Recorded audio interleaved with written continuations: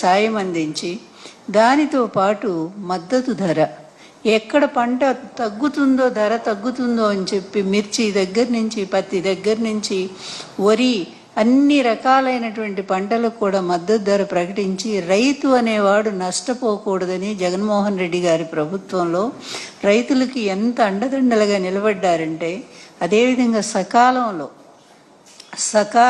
రైతులకి విత్తనాలు, మంచి విత్తనాలు, అంతకుముందు చంద్రబాబు నాయుడు గారి గవర్నమెంట్లో ఎంత నకిలీ విత్తనాలు సప్లై చేస్తే పంటలు రాక పాపం మద్దతు ధర లేక ఎంతమంది రైతులు ఆత్మహత్యలు చేసుకున్నారో ఆయన చరిత్ర చాలా ఉంది చెప్పాలి అంటే. ఎందుకంటే రైతు వ్యతిరేకని చంద్రబాబుకు మొదటి నుంచి పేరుంది. వ్యవసాయం దండగానేటువంటిది కూడా అతను తన సొంత బుక్కులో రాసుకున్నాడు. అది కూడా అందరికీ తెలిసినటువంటి విషయమే. దాని ప్రకారమే ఆయన పరిపాలనలో కూడా ఎప్పుడూ రైతులకి ఆయన న్యాయం చేసిందే లేదు.